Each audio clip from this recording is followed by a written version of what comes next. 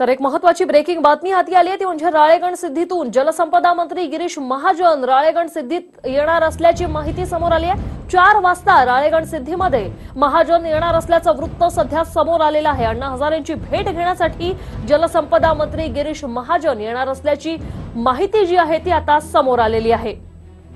4 वाजता राळेगण सिद्धीत महाजन अण्णांची मनधारणा करण्यासाठी मागण्या जाणून घेण्यासाठी येणार असल्याची माहिती सध्या समोर आली आहे। आज अण्णांच्या उपोषणाचा 5वा दिवस आहे आणि तब्बल 5 दिवसांनंतर गिरीश महाजन हे अण्णांची भेट घेणार आहेत।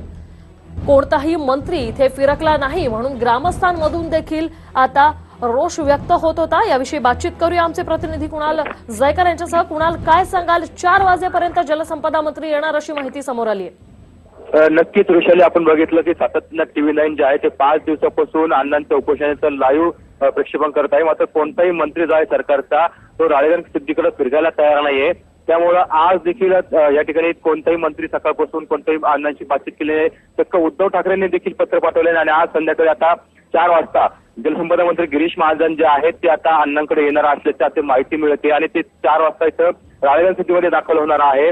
मात्र आता त्याआधी राधाकृष्ण विखे पाटील ज्या विरोधी पक्षनेते ते देखील राळेगणमध्ये येणार आहे। त्यामुळे सरकारकडून कुठेतरी आता गांभीर्याने घेतल्याचं पाहायला मिळतं आहे, कारण सकाळपासून डॉक्टरची एक टीम देखील या ठिकाणी अण्णांच्या तपासणीसाठी हजर आहे आणि सातत्यानं अण्णांच्या जी तपासणी आहे ती करत आहे। त्यामुळे आता गिरीश महाजन काय निर्णय घेऊन येतात, ठोस निर्णय घेऊन येतात हे पाहणं अत्यंत महत्त्वाचं असणार आहे। नक्कीच। खरं तर कुणाल, अण्णांनी आधी भेटीसाठी मनाई केली होती, मी कोणालाही भेटणार नाही, परंतु जलसंपदा मंत्री आता अण्णांची भेट घ्यायला येतात। अण्णांची काय प्रतिक्रिया आहे?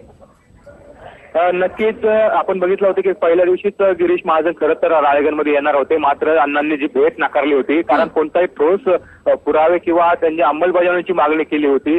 त्यामुळे आता गिरीश महाजन येत आहेत। आता अण्णांनी आता कारण भेटलं नाही तर कोणताही मार्ग निघणार नाही। त्यामुळे आता गिरीश महाजन जे आहेत ते कोणता ठोस निर्णय घेऊन येतात, कोणतं लेखी पत्र घेऊन येतात की कारण अण्णांनी जी मागणी केली आहे की आता मागणी ठोस पुरावे नको तर आता डायरेक्ट अंमलबजावणी करा कायद्याची। निश्चितच। आणि आता 4 वाजता गिरीश महाजन येऊन नेमकं या भेटीतून काय